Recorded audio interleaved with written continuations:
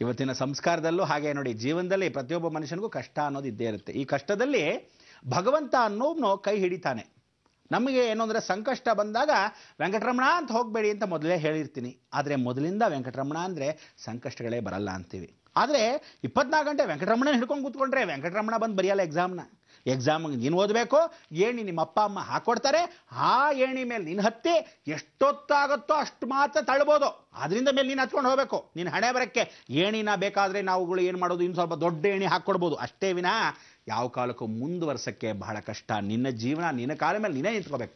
ಅದಕ್ಕೆ ಹುಟ್ಟಿಸ್ದವನು ಹುಲ್ಲು ಮೇಯಿಸದೇ ಇರಲ್ಲ, ಭಗವಂತ ಮೇಯಿಸ್ತಾನೆ. ಆದರೆ ನಿನ್ನ ಪ್ರತಿಶಮ, ನಿನ್ನ ಪ್ರತಿಫಲ ಪ್ರತಿಯೊಂದು ಇರಬೇಕು ಆ ಜೀವನದಲ್ಲಿ. ಇವತ್ತು ನಾವೆಲ್ಲ ಪೂಜೆ ಪುನಸ್ಕಾರ ಮಾಡ್ತೀವಿ. ಸಂಸ್ಕಾರ ಅಂದರೆ ಏನು ಹೇಳ್ತೀವಿ? ದಿನನಿತ್ಯ ನಿಮ್ಮ ಕೆಲಸ ನೀವು ಮಾಡಿ. ಕರ್ತವ್ಯಂ ದೈವಮಾನ್ವಿಕಂ, ಗಾಡ್ಸ್ ವರ್ಕ್ ಅಂದರೆ ಏನು? ಪ್ರತಿಯೊಬ್ಬ ಮನುಷ್ಯನೋ government's work is God's work ಅಂತ.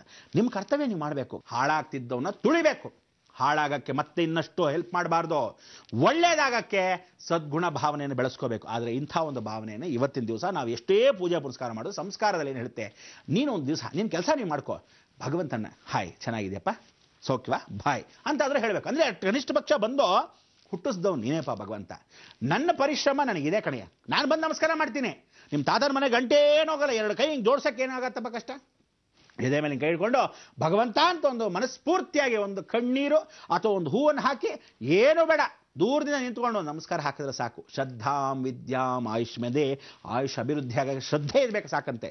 ಆ ಶ್ರದ್ಧೆ ಕೂಡ ಇಲ್ಲದೆ ಇರೋವಂಥ ಜನ ಇದ್ದಾರೆ. ಅದಕ್ಕೆ ನಮ್ಮ ಸಂಸ್ಕಾರದಲ್ಲಿ ಇವತ್ತು ಕನಿಷ್ಠ ಪಕ್ಷ ಬುದ್ಧಿಶಾಲಿಗಳಿಗೆ ನಾನು ಹೇಳ್ತೀನಿ, ಹೊರಗಡೆ ಹೋಗ್ತಾ ಇದ್ದೀರಾ, ಕೈ ನಮಸ್ಕಾರ ಮಾಡಬೇಕಾದ್ರೆ ದೇವರುಗಳಿಗೆ ಹೋಗ್ತಾ ಇದ್ದವನು ಚೊಪ್ಲಿ ಬಿಸಾಕಿ ಪಕ್ಕದಲ್ಲಿ. ಆ ಚೊಪ್ಲಿಲೇ ಹಂಗೆ ನಮಸ್ಕಾರ ಮಾಡೋದಲ್ಲ, ಚೊಪ್ಲಿ ಬಿಸಾಕಿ ಹಿಂಗಂದು ಹಿಂಬಾಡ ಹಾಕೊಂಡು ಹೋಗಿ, ಬೇಡ ಅಂದಿಲ್ಲ. ಕನಿಷ್ಠ ಪಕ್ಷ ಮನೆಯಲ್ಲಿ, ದೇವರ ಮನೆಯಲ್ಲಿ ಪ್ರತಿದಿನ ಆಚೆ ಹೋಗ್ತೀರಾ, ನಿಮ್ಮ ತಾಯಿಯಲ್ಲಿ ಪೂಜೆ ಮಾಡ್ತಿರ್ತಾರೆ, ನೀನೇನು ಪೂಜೆ ಮಾಡಬೇಡ, ಊದ್ಕಡ್ಡಿ ಹಚ್ಚು ಕರ್ಪೂರ ಹಚ್ಚು ಮಾಡು ಅಂತ ಹೆಣ್ಮಕ್ಳಿಗೆ ಹೇಳ್ತಾರೆ. ಎಲ್ಲಿ ಕೇಳ್ತಾರೆ? ಕೇಳೋದಿಲ್ಲ, ಬೇಡ.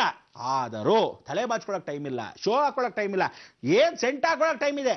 ಒಂದು ದೇವರಿಗೆ ಸುಮ್ಮನೆ ಹಂಗೆ ಒಂದು ನಮಸ್ಕಾರ ನಿಮ್ಮ ಯೋಗ್ಯತೆಗಷ್ಟು ಬೆಂಕಿ ಹಾಕ್ತು, ಬೇಡ.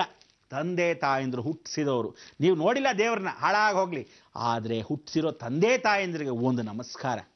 ನಮಸ್ಕಾರ ಅಂದರೆ ಕಣ್ಣು ಮುಚ್ಚಿ ಕಣ್ಣು ತೆಗೆಯೋಷ್ಟರಲ್ಲಿ ಅಮ್ಮ ಅಪ್ಪ ಅಂತ ನಮಸ್ಕಾರ. ಅದೇನೋ ಹೀಗೆ ಸುಮ್ಮನೆ ಹಾಯ್ ಹಾಯ್ ಅಲ್ಲ, ಕೆರಡೆ ಬಿದ್ದು ಆ 2 ಹುಬ್ಬಿನ ಮಧ್ಯಭಾಗದಲ್ಲಿ ತಾಯಿಗೆ ಒಂದು ನಮಸ್ಕಾರ, 2 ಹುಬ್ಬಿನ ಭಾಗ ಹೆಬ್ಬೆಟ್ಟಿಗೆ ತಂದೆಗೆ ಒಂದು ನಮಸ್ಕಾರ. ಸೂರ್ಯ ಚಂದ್ರರು, ಅದಕ್ಕೆ ಜಗದಪ್ಪಿತಂ ಒಂದೇ ಪಾರ್ವತಿ ಪರಮೇಶ್ವರಂ, ತಂದೆ ತಾಯಿಂದ್ರೆ ಕಾಣಬೇಕು. ಒಂದು ನಮಸ್ಕಾರ ಹಾಕಿದ್ರೆ ತಾತನ ಮನೆ ಗಂಟೆ ಏನು ಹೋಗಲ್ಲ. ಅದಕ್ಕೆ ಪ್ರತಿನಿತ್ಯ ಸಂಸ್ಕಾರದಲ್ಲಿ ಹೇಳುತ್ತೆ, ಚಿಕ್ಕ ಮಕ್ಕಳಿಗೆ ದಯವಿಟ್ಟು ಆ ನಮಸ್ಕಾರಗಳು ದೇವರಿಗೆ ಒಂದು ಹಣೆಗೆ ಏನಾದ್ಕೊಂಡು ಹೋಗಿ, ಬರೀ ಒಂದು ಸ್ಮಶಾನ ಸಮಾನ ಅಂತ ಎಂದೆಂದೂ ಬಡ್ಕೊತಾನೆ ಇದ್ದೀನಿ, ಹಣೆಗೆ ಇಟ್ಕೊಂಡು ಹೋಗಿ. ಹೊರಗಡೆ ಇವತ್ತು ಇಟ್ಕೊಂಡು ಹೋಗ್ತೀರಾ ಅಪ್ಪ ಅಮ್ಮದ್ರ ಮುಂದೆ ಆಳಿಸೋದು, ಅದ್ರ ಬದಲು ಬೇಡ ಹಾಳಾಗಿ ಹೋಗಲಿ, ಅಟ್ಲೀಸ್ಟ್ ಒಂದು ಮಂತ್ರಾಕ್ಷತೆ ತಲೆಗೆ ಹಾಕ್ಕೊಂಡು. ಯಾವ ಮಂತ್ರಾಕ್ಷತೆ? ಎಲ್ಲೋ ರಾಯರ ಮಠಕ್ಕೆ ಹೋಗಿರ್ತಾರೆ, ಅದನ್ನು ಒಂದು ಡಬ್ಬಿಲಿ ಇಟ್ಟಿರ್ತಾರೆ, ಅದನ್ನು ತೊಗೊಂಡು ಹಾಕ್ಕೊಳ್ಳಿ.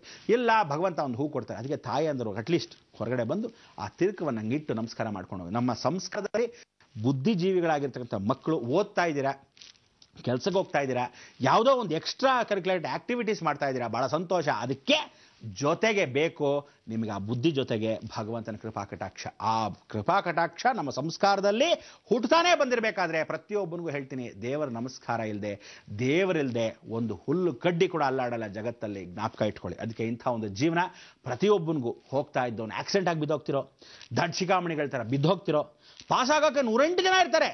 ನಿಮಗೆ ನೀವು ಅವನಿಗಿಂತನೂ 100 ಮಾರ್ಕ್ ಜಾಸ್ತಿನೇ ತೊಗೊಂಡಿರ್ಬೋದು, ಆದರೂ ನಿಮಗೆ ವಿದ್ಯೆ ಸಿಗಲ್ಲ. ಅಂದರೆ ಏನೋ, ನೀವು ದೇವ್ರ ನಮಸ್ಕಾರ ಮಾಡಿದ್ದಾಗ ಏನು ಮಾಡ್ತಾನೆ, ಕೊನೆಯ ಮೂಮೆಂಟಲ್ಲಿ ನನ್ನೇ ಮರ್ತೋದಿಲ್ಲ ನಿನ್ನ ಯೋಗ್ಯತೆಗೆ, ಏನೂ ಮಾಡೋಕ್ಕಾಗಲ್ಲ. ಅವ್ನು ಫೇಲ್ ಆಗಿದ್ರು ಅವನ ಕಡೆ ಅವ್ನ ಕೆಲಸ ಕೊಡಿಸ್ತೀನಿ, ಯಾಕೆಂದರೆ ಇನ್ಫ್ಲೂಯೆನ್ಸ್ ಮುಖ. ಆದರೆ ಅವ್ನು ದೇವ್ರ ನಮಸ್ಕಾರ ಮಾಡಿರ್ತಾನೆ, ನೀನು ನಮಸ್ಕಾರ ಮಾಡಿಲ್ಲ. ಅದಕ್ಕೆ ನಾನು ಹೇಳೋದು, ನಮ್ಮ ಸಂಸ್ಕಾರದಲ್ಲಿ ಹೇಳುತ್ತೆ, ಕನಿಷ್ಠ ಪಕ್ಷ ಕೈ ಜೋಡಿಸಿ ತಂದೆ ತಾಯಿಗೊಂದು ನಮಸ್ಕಾರ, ದೇವ್ರಿಗೊಂದು ನಮಸ್ಕಾರ. ಇಷ್ಟು ಮಾಡಿದ್ರೆ ಪ್ರತ್ಯಕ್ಷ ದೈವಂ ಪಾರ್ವತಿ ಪರಮೇಶ್ವರ, ಪ್ರತ್ಯಕ್ಷವಾಗಿರೋ ಸೂರ್ಯನಾರಾಯಣ ಕೂಡ ಸಂತೋಷ ಪಟ್ಟು ಹೋಗ್ತಾ ಇರೋ ದಾರಿಲಿ ಆ ಬೆಳಕನ್ನು ಭಾಳ ಸಂತೋಷ, ಇವು ಲೆಟ್ ಹಿಮ್ ಶೈನ್ ಅಂತ ನಮ್ಮನ್ನು ನೋಡ್ತಾನಂತೆ.